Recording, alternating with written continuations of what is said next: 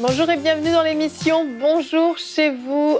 Aujourd'hui, nous allons parler d'un thème malheureusement très actuel, accro à la pornographie. Il y a de l'espoir, tu peux t'en sortir. C'est un message d'espoir qu'on veut donner aujourd'hui pour tous ceux qui sont liés par la pornographie et qui veulent en être libérés. Salut Frank, salut Nadine. Hello les filles. Un thème très important aujourd'hui et on va avoir un témoignage quand même assez inédit, je pense, dans C'est mon histoire. C'est la première fois que quelqu'un ose en parler. Le pasteur David Potier a osé témoigner de son expérience par rapport à la pornographie, comment il a été lié et surtout comment il en a été délivré. Un très beau témoignage qu'on découvrira en deuxième partie d'émission. Et on veut vraiment vous encourager, vous tous qui nous écoutez, qui vous sentez impuissants face à cette situation. Il y a de l'espoir, on va vous donner quelques clés, mais surtout on vous encourage à ouvrir votre cœur, à vous disposer à prendre une décision pendant cette émission. Donc Frank, si tu es prêt, c'est bon? Je suis prêt. Tu es prêt? On va commencer tout de suite avec la pensée du jour.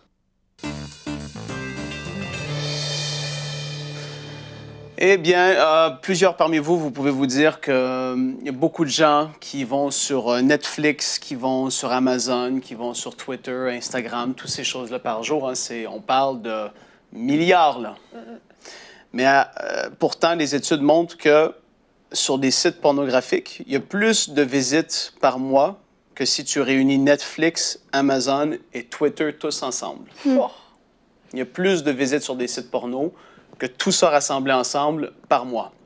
Donc, c'est énorme. C'est la drogue d'aujourd'hui. Si vous ne le savez pas, vous le savez maintenant. Et une étude avait montré que près de 70% des hommes dans l'Église nord-américaine en regardent et ils sont liés par cette chose. Et ça, c'est une donnée qui fait peur quand même parce que ça démontre à quel point c'est un fléau, même dans l'Église. C'est énorme. En fait, qu'est-ce qu'il faut comprendre par rapport à la pornographie? J'ai écouté des études par rapport à ça que des médecins ont fait. J'en suis pas un, mais je sais les statistiques qui ont pu sortir aussi par rapport à ça. Et qu'est-ce qu'ils disent? Et c'est important de le comprendre parce qu'il y a beaucoup de gens qui vont se dire, ben la porno, c'est comme ça, et puis ben t'arrêtes de regarder. Mais en fait, les études démontrent que c'est aussi fort que si quelqu'un qui est accro à la cocaïne, son corps en demande, c'est aussi demandant ce que la pornographie fait sur le corps humain. En fait, ça sécrète quelque chose en toi, ça devient une addiction extrêmement forte et même que c'est montré aussi, ça détruit des cellules du cerveau. C'est particulier, hein? Mais c'est pas moi qui ai fait l'étude, mais j'ai vu les résultats et c'est officiel. C'est vraiment quelque chose de terrible, alors que pourtant, c'est de plus en plus prôné et même que, il y a des gens qui vont conseiller à des enfants d'en regarder, etc. C'est rendu, en tout cas pour moi, c'est de la folie. Hein. C'est complètement... on est rendu à quelque part de loin. Donc, il faut reconnaître que c'est vraiment une drogue et que c'est néfaste. Et il faut premièrement reconnaître qu'on a un problème alors que c'est là dans ta vie. Peut-être que tu écoutes cette émission et tu sais que c'est là. C'est pas pour condamner. Je fais juste dire ces choses pour montrer à quel point c'est un fléau et à quel point ça peut être nocif et à quel point tu peux être lié naturellement parlant. C'est-à-dire ton corps en demande, c'est comme une drogue. Mais au-delà de ça, il y a l'aspect aussi spirituel qui est là. Et j'ai vu personnellement, j'étais pasteur de jeunesse pendant plusieurs années, et j'ai vu beaucoup de jeunes hommes qui sont venus vers moi, et même qu'il y a eu des femmes aussi, des jeunes femmes qui en ont parlé lors de certains appels, des jeunes hommes qui sont venus qui m'ont dit, j'ai dit, qu'est-ce que je peux faire pour toi? Qu'est-ce que tu veux compris pourquoi? Je suis accro à la porno. Et j'ai vu plusieurs personnes être libérées instantanément. Et il y en a eu d'autres que ça a été un petit peu plus progressif, mais ils s'en sont libérés par la puissance de Dieu. Et c'est super important de le comprendre aussi. Donc voilà, c'est vraiment, pour moi, une des clés fortes pour être libéré de la porno, c'est la confession, le fait de le dire à quelqu'un et de se rendre redevable vis-à-vis de quelqu'un. Premièrement, ça va casser l'effet de la solitude que le diable veut mettre les gens dedans par rapport à la porno. Avant, tu devais aller au magasin t'acheter une revue, un magazine. Tu devais aller louer un film. Aujourd'hui, dans le fond de ta chambre, sur ton téléphone le soir, tu vas où ce que tu veux et tu vois ce que tu veux. C'est de la folie. Donc, les gens, ils se font prendre, ils sont seuls dans leur coin. Il y a, malgré l'espèce qu'est-ce que ça peut procurer, il y a une honte qui est là et qui va aller de pire en pire parce que cette chose-là, tout comme d'autres drogues, ça va t'amener dans d'autres drogues plus dures, ben ça t'amène de plus en plus loin dans la perversité. Et c'est ce qui est dit et c'est ce qui est démontré aussi. Et les personnes bien qui ont honte de ce qu'ils font, de ce qu'ils regardent, et de même qu'est-ce qu'ils voudraient faire avec leur mari ou femme, vice-versa, parce ils deviennent pollués avec des images, des idées, des choses qu'ils ont regardées. Donc, la porno va apporter la mort dans les couples, dans les familles. Ça va déformer la façon que tu peux te voir dans ton identité. Ça va déformer la perspective, tu vois, d'une relation sexuelle saine que Dieu a voulu et que Dieu a créée. Et ça va apporter un changement même dans le regard que tu vas porter sur les hommes et les femmes, surtout encore, ben, je ne veux pas dire encore plus, mais si tu n'es pas marié, tu vas regarder les personnes comme étant de plus en plus des objets. Il n'y a rien de bon là-dedans. Je prends mon temps d'en parler parce que c'est très important. La Bible dit, et ça c'est Jésus lui-même qui l'a dit, que le diable, lui, ses projets pour toi, c'est de te voler, de t'égorger et de te détruire. Ça ne peut pas être plus clair que ça. Et c'est ce qu'il veut faire au travers de la pornographie. Il va apporter dans ta vie, tu le reconnais peut-être pas tout de suite parce qu'au début, ça peut être plaisant, tout comme les autres choses le sont. Mais il y a tellement eu le témoignage de gens que leur vie a été à un certain degré détruit à cause de la pornographie, même si aujourd'hui, on en fait la promotion, il n'y a rien de drôle là-dedans et il ne faut surtout pas jouer avec ça. Donc, le fait de confesser tes péchés, comme Jacques 5, chapitre 5 et le verset 16 dit, « Confessez donc vos péchés les uns aux autres », ça va apporter une libération, même le fait de le dire, tu vas voir, c'est comme s'il y a une couverture qui va être enlevée sur cette chose-là dans ta vie, et ça va apporter, ben, comme j'ai dit, premièrement, quelqu'un va pouvoir prier avec toi, va être conscient de ce qu'il y en est, va pouvoir être là pour t'aider. Évidemment, je te conseille d'aller vers un pasteur, un leader de ton église, quelqu'un à qui tu as confiance et qui croit que Dieu peut faire quelque chose dans ta vie. J'en ai vu beaucoup être libérés de la pornographie. Il y a espoir pour toi aujourd'hui et on va en parler. On va voir certains points dans la discussion de cette émission. Merci, Frank. Je me souviens d'un témoignage dans l'église où j'allais il y a quelques années.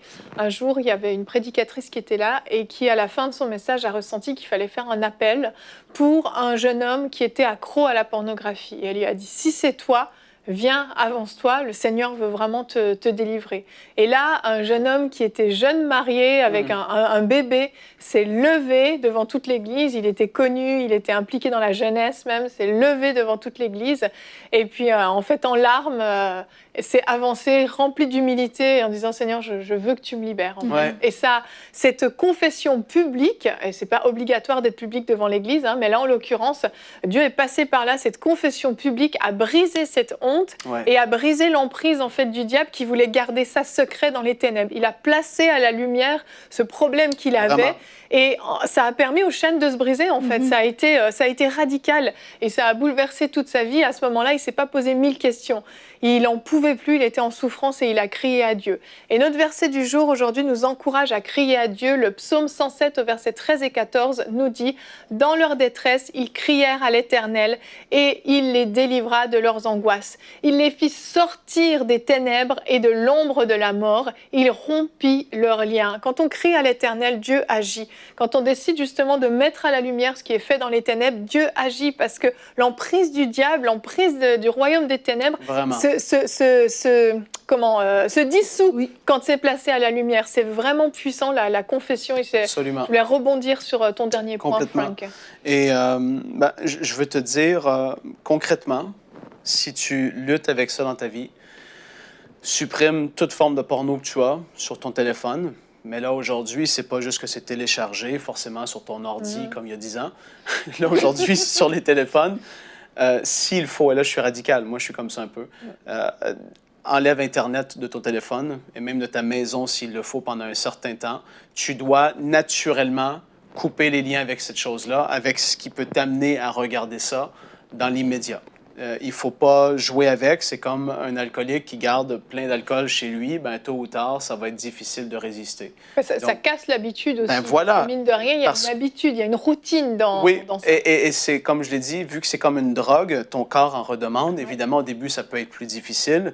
Mais tu vas voir, l'espèce d'effet que ça crée va commencer à la longue.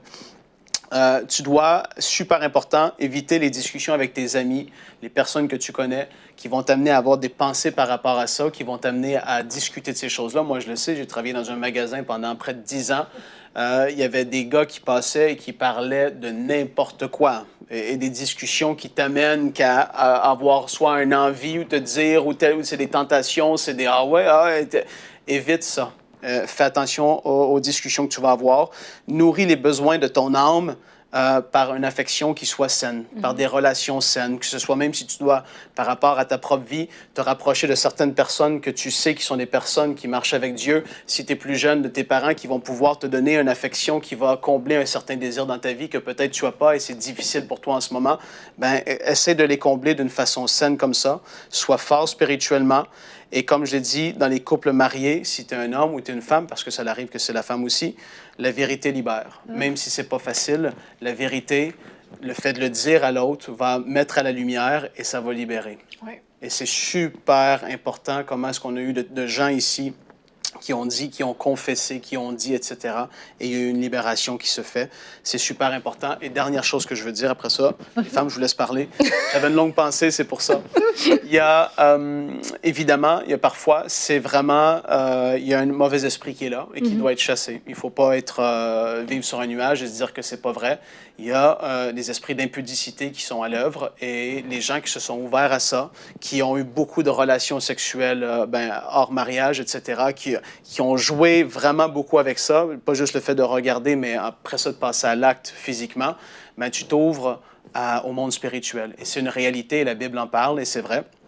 Et il va parfois y avoir besoin d'une délivrance. Ça, je l'ai vu aussi. Il y a des jeunes qui sont venus vers moi, qui ont dit telle chose, et puis, boum, il y avait un mauvais esprit qui se manifestait. La personne était libérée par la suite parce qu'il y avait vraiment cet esprit-là qui les poussait à agir comme ça. Parce que souvenez-vous que ce qu'un mauvais esprit veut faire, c'est qu'il veut te faire agir selon ses propres convoitises à lui. Il va te pousser à faire des choses. Quand il y a un esprit d'impudicité, il va te pousser à aller plus loin dans l'impudicité parce que lui-même, comment je peux dire, il pourvoit à ses propres besoins et ses désirs qui sont pas corrects, normaux, au travers de toi et de ce qu'il va te faire. Il va te pousser à ces choses-là. Donc voilà, parfois, il y a la délivrance qui doit avoir lieu. Ouais, et alors qu'on parle d'être accro à la pornographie, c'est vraiment super ce que Frank a apporté. Et je voulais juste renchérir pour dire en fait que c'est la honte qui nous garde là-dedans. Et on dit d'être accro à la pornographie, ça veut dire que c'est des fois, c'est de façon fortuite, hein, c'est des fois de façon accidentelle qu'un jeune va tomber sur une photo, Absolument. que voilà, une femme va tomber sur une vidéo, tu regardes, je sais pas moi, des vidéos de vêtements, voilà, sur, parce que tu veux refaire ta garde-robe et puis la vidéo d'après, c'est une vidéo qui est pornographique. Et en fait, de dire aux gens, c'est que des fois, dans le milieu chrétien, on a une certaine image et on vit des réalités en secret et on n'ose pas en parler. Et en fait, de dire déjà, alors qu'on va voir le témoignage de David tout à l'heure, mais lundi, on a parlé du livre de Jonathan. Et dans son livre aussi, Jonathan Balbon va aussi parler de ça. Et donc, il y a des réalités comme ça que les gens vivent. Mais parce cause de la honte, on cache et on pense que c'est nous, on est les seuls à le vivre. Mais si tu es tombé sur une image, tu es tombé sur une vidéo, et c'était juste une image, c'était juste une vidéo, et aujourd'hui tu es accro, en fait, ce que j'ai envie de dire, c'est tout simplement de délaisser cette honte. Ne laisse pas la honte te guider ou la peur t'empêcher d'aller plus loin, t'empêcher de demander de l'aide, t'empêcher de t'en sortir. Tu peux t'en sortir. Et des fois, c'est des façons concrètes de dire, bon, je suis redevable, je vais l'avouer à mon épouse ou bien je vais l'avouer à mon meilleur ami. Et avec des habitudes, voilà, je coupe Internet, nanana. Et des fois, c'est une habitude aussi qui s'est créée. Et comme une habitude, il faut se défaire de cette habitude-là parce que naturellement, des fois, on a nos téléphones. Et moi, j'ai par exemple sur mon Instagram, j'ai un temps. J'ai un timer qui va me dire que j'ai passé autant de temps et j'ai 1 heure. J'ai 1 heure par jour. Mais des fois, je ne me suis pas rendu compte que je suis retournée, je suis juste allée 1 minute, mais au bout je l'ai fait 15 fois dans la journée et je me suis rendu compte que j'ai fait mon 1 heure. Et c'est ça, en fait. Donc, c'est de dire que des fois, dans notre habitude, et des fois, vraiment, en tant qu'épouse, je veux vraiment vous encourager en tant que femme, si votre mari vient vous annoncer quelque chose comme ça, que vraiment le Seigneur puisse vous utiliser pour être cette personne aussi qui va l'aider à s'en sortir. Il y a le côté, oui, du couple, il y a le côté de votre intimité, de tout ce que ça apporte, mais aussi des fois, quand quelqu'un parle, quand quelqu'un ose avouer quelque chose, que vraiment, soyons aussi ces chrétiens qui savons recevoir. Après, on va régler tout ce qu'il y a à régler, mais au moins, je veux vraiment m'assurer que par moi, Dieu peut t'aider, Dieu va t'aider à t'en sortir et non que ma réaction te renvoie encore dans ce trou-là. C'est vraiment important que ce soit par rapport aux épouses, mais même par rapport à l'Église. Si on a un jeune qui vient dire quelque chose, vraiment, soyons ces personnes qui vont aider. Parce qu'on l'a dit, la statistique que Frank l'a dit, ça se passe dans l'Église. Mais oui. Donc, il faut vraiment réagir par rapport à tout ça. Oui, c'est clair qu'il y en a. Ouais. Merci à tous les deux. On va maintenant découvrir le témoignage du pasteur David Potier. Vous allez voir son histoire et comment il a été délivré de la pornographie.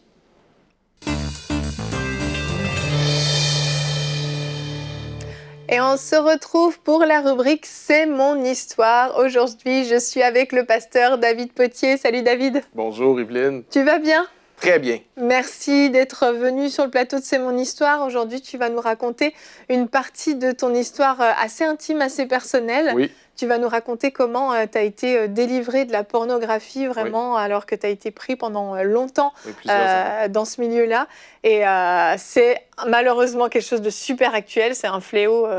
C'est la vraie pandémie, je dirais. Oui, vraiment, c'est exactement ça. C'est une vraie pandémie et qui se répand malheureusement très vite et partout. Oui. Donc merci d'en parler. Et je vais rapidement te mettre dans le contexte en fait, de ton histoire. Donc toi, tu es né dans une famille chrétienne, né de nouveau, église évangélique. Oui. À l'âge de 15 ans, tu donnes vraiment ta vie au Seigneur. Je me donne au Seigneur. Et à l'âge de 16 ans, tu es exposé pour la première fois à des images pornographiques, c'est ça? Oui. J'avais commencé un petit job d'été.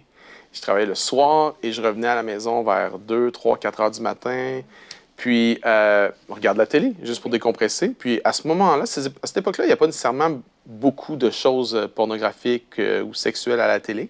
Mais une nuit, je tombe sur ça. Et j'ai été accroché. Je suis retourné et rapidement, c'était à chaque fois que je travaillais, j'allais ensuite en regarder. C'était systématique. Mais comme j'aimais le Seigneur, j'avais donné ma vie à Christ peut-être 1 an auparavant, j'aimais vraiment le Seigneur. Alors, je ne justifiais pas ça. J'étais pas, c'est pas grave. Non, pas du tout. Mais je croulais sous la culpabilité. Ah, c'est terrible. C'était terrible. J'étais misérable, en fait. Je pense que si j'avais pas connu le Seigneur, honnêtement, j'aurais été moins misérable. Oui. J'aurais justifié ça, j'aurais dit que c'était normal. Lorsque l'apôtre Paul dit « misérable que je suis », je le vivais. Oui. Et je le vivais presque au quotidien. Alors, c'était très, très difficile. Et j'ai même... je suis resté enchaîné à ça pendant quelques années. J'ai rencontré mon épouse, on s'est fréquentés, on s'est mariés, tout ça, vraiment fréquentation chrétienne et tout. Je pense qu'une fois que je suis dans le mariage, que ça va probablement aider ou régler. J'étais pas dans une espèce « ah, ça va régler », là. Mais je me disais peut-être que... Tu avais cet espoir, en fait. C'est un espoir plus que... ça se règle oui. tout seul. Oui, j'étais pas dans le déni que c'était... Mais je me disais « ah, je me disais pas c'était un truc temporaire. Non. Je me disais « c'est pas correct ». Mais le mariage arrive. Et je ne m'attendais pas à ce que ça soit si vite que ça revienne. 3 semaines? Quelques semaines. Après le mariage. Et c'est revenu. Mais là, avec une culpabilité augmentée. C'est sûr. Encore plus grande. Et au début, c'est moi le problème. Mais ça, c'est très insidieux et ça joue dans le cerveau, la pornographie. Et avec le temps, j'en suis venu à penser que, mais peut-être que c'est pas moi le problème.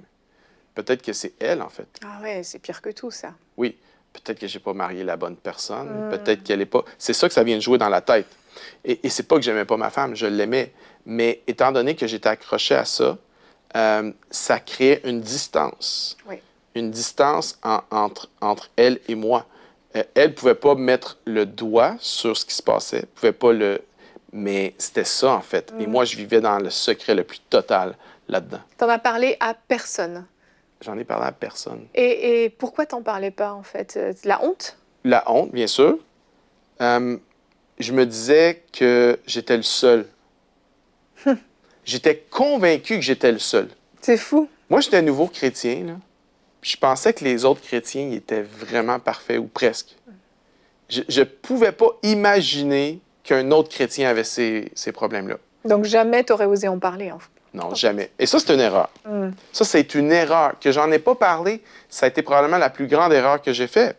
Parce que la lettre de 1er Jean parle de marcher dans la lumière. Mais marcher dans la lumière, c'est quoi, si on lit le contexte, là? C'est confesser notre péché. Exact. C'est pas une métaphore étrange qu'on peut appliquer à n'importe quoi. Non, le texte explique que marcher dans la lumière, c'est de confesser. Et si nous confessons nos péchés, il est fidèle juste pour nous pardonner et nous purifier de toute iniquité. Tout à fait. Et moi, je ne l'ai pas fait, ça. Mais j'avais un cœur qui voulait... Je criais à Dieu tous les jours, « Seigneur, aide-moi, Seigneur, aide-moi, Seigneur, aide-moi. » Et Dieu a vu mon cœur malgré tout. Et Dieu a commencé à m'enseigner des choses pour me sortir de ça. Qu'est-ce qu'il t'a dit? J'ai commencé à ressentir que je devais être très radical avec ce que je regarde. J'avais pas lu ça nulle part, bon, à part Jésus qui dit l'œil est l'arme du corps. Jésus qui dit, celui qui regarde une femme pour le convoiter a déjà commis l'adultère avec elle. Alors je me suis dit, il y a quelque chose là-dedans. Et j'ai commencé à être radical avec mes yeux comme personne que je connaissais. Même les chrétiens que je connaissais, ils étaient pas nécessairement dans la pornographie, mais disons que la girouette se faisait aller un petit peu. Voilà. Donc là, tu veux dire, non seulement tu voulais plus rien regarder d'impur, pornographique, de pornographique, mais même dans la rue, dans la journée, peu importe. Je faisais extrêmement attention.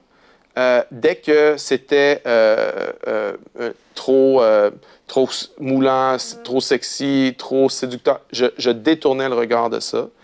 Et Dieu m'a dit, j'ai lu Timothée, Paul à Timothée, qui dit, OK, il faut que tu regardes les femmes comme des sœurs, les plus vieilles comme des mères. Alors, tu ne regardes pas ta sœur de cette façon-là. C'est sûr. Donc, j'ai appris, soit, si je ne peux pas la regarder comme ma sœur, je vais regarder autre chose. Et si je dois absolument la regarder, je vais la regarder comme ma sœur. Ça, c'est une chose. Aussi, au niveau des pensées, Dieu m'a vraiment, vraiment travaillé là-dessus, d'apprendre, quand il y a une pensée qui pop, de ne pas la tolérer, de la refuser, de l'amener captif au pied de la croix et de la remplacer par quelque chose. Parce que souvent, les gens se disent, faut que je pense à ça, faut pas que je pense à ça, et ils n'y arrivent pas parce que ça devient obsessif. Si on ne veut pas penser à quelque chose, il faut remplacer par autre chose. C'est ça. Alors, de vraiment remplacer des pensées par Christ et par une pensée sur Christ, une pensée sur Dieu, de la parole de Dieu. Ça, c'est une autre chose. Mais je dirais le point tournant pour moi, ça a été quand que j'ai appris à marcher dans la grâce de Dieu. Par rapport au légalisme, c'est ça? Moi j'étais un légaliste convaincu. Et c'est fascinant parce que j'étais enchaîné. Oui. Mais j'étais légaliste. Et moi, ma vision de la grâce, c'était si tu parles juste de la grâce, les gens vont prendre ça comme un prétexte pour le péché. Oui. Et en fait, j'avais tout faux. J'avais tout faux. L'apôtre Paul a pris le risque de la grâce dans ses enseignements. Il le prenait et il savait que c'était un risque. Il savait. Alors souvent, il fait des nuances puis il dit non, je ne suis pas en train de dire qu'on peut pécher. Non, il fait les nuances. Mais le risque d'enseigner la grâce, c'est qu'il y a des gens qui vont le prendre comme un prétexte pour pécher. Et moi, je pensais que c'était ça. Mais Dieu m'a emmené dans une église où, moi qui ne connaissais pas la grâce, le pasteur prêchait sur la grâce à toutes les semaines. Ah ouais, tu as été baigné dans la grâce. Baigné, mais j'ai été forcé à être baigné dans la grâce, c'est-à-dire que je voulais pas être à cette église-là, mais Dieu nous avait clairement dit, tu vas à cette église-là. Et je ne comprenais pas pourquoi. Ça m'irritait. Ma femme travaillait une semaine sur deux, puis elle disait, de quoi parlait le pasteur aujourd'hui? La grâce. Encore. J'étais rendu que j'appelais ça la graisse. Parce que j'en pouvais plus qu'il parle juste de ça. Je me disais, faut parler de sainteté, faut parler de sainteté.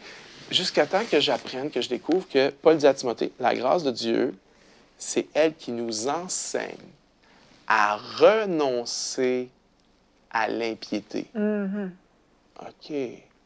Plus j'ai une réalisation de la grâce, plus je vais être capable de renoncer à l'impiété. La grâce, c'est un professeur qui m'enseigne à renoncer au péché. Exact. Alors, plus je la connais et plus j'y goûte, et de connaître cette grâce et d'apprendre que lorsque je tombe, c'est pas que je demande pardon à Dieu pour qu'il me pardonne.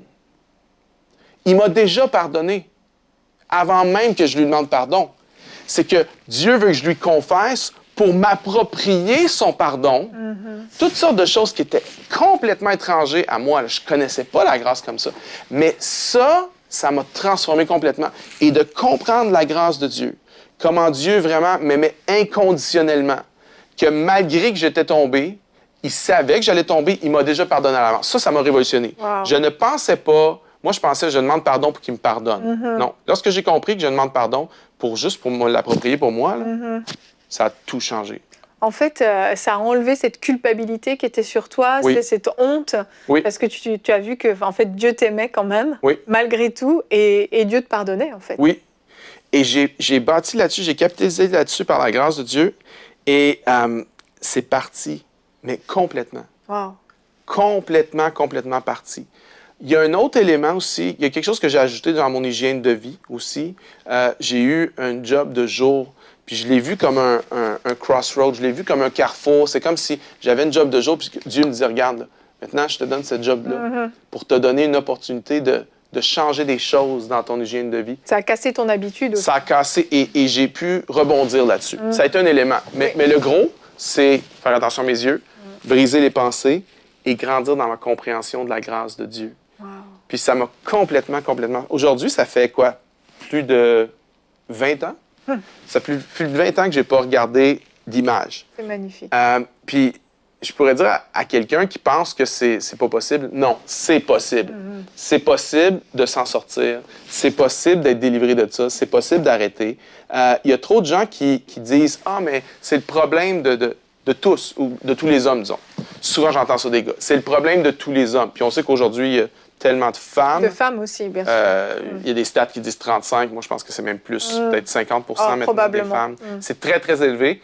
Et chez les femmes chrétiennes, lorsque ça arrive, la culpabilité est sur stéroïdes. Ah oui. C'est encore plus, parce que les filles se disent « Ah, mais là, je suis une fille en plus. En plus. Ça devrait même pas m'arriver. Mais il y a une justification aujourd'hui dans le... Moi, mon erreur, ça a été de ne pas le confesser. Ça, c'était mon erreur. Je crois que si j'avais confessé, ça se serait réglé avant. Probablement, oui.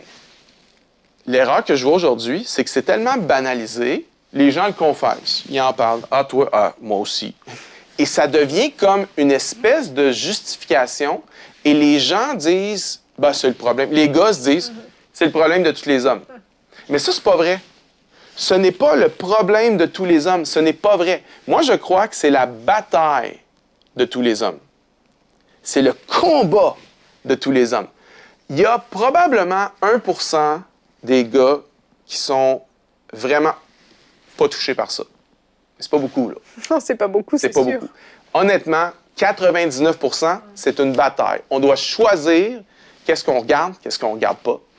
Puis, cette bataille-là, par contre, c'est pas un problème pour tous. Et les gens disent « Ah, c'est le problème de tous. » Non. Et on justifie. Les gens justifient avec ça. C'est le problème de tous, j'ai le problème non plus. Non, ce n'est pas le problème de tous. C'est possible d'être délivré. C'est possible de changer si on grandit dans la grâce de Dieu. Amen. Moi, j'en suis un témoignage vivant Vraiment. de ce que Dieu a fait dans ma vie. Puis je suis ce que je suis aujourd'hui à cause que, justement, Dieu m'a libéré de ça. Ça m'a permis d'entrer dans ma destinée sans culpabilité. Gloire à Dieu. Vraiment, très, très beau témoignage. Merci pour le courage d'être venu le partager sur ce plateau. Merci. Et je suis convaincue que ça va aider beaucoup de personnes. Merci. David.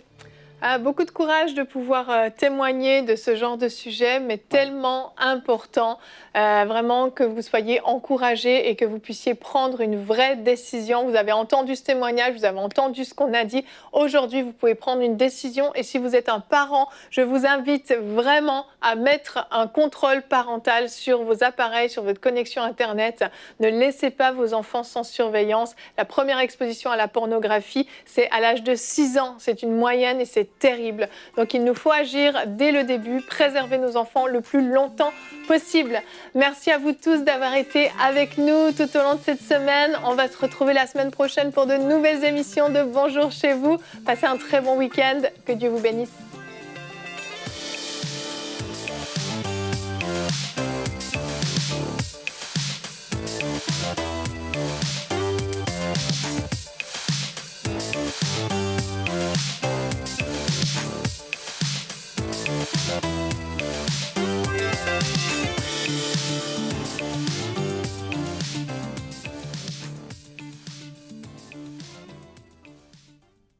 Bonjour, j'aimerais aujourd'hui particulièrement m'adresser à tous ceux à qui Dieu a donné une instruction divine de soutenir la grande vision des 3500 héros, mais qui hésitent encore.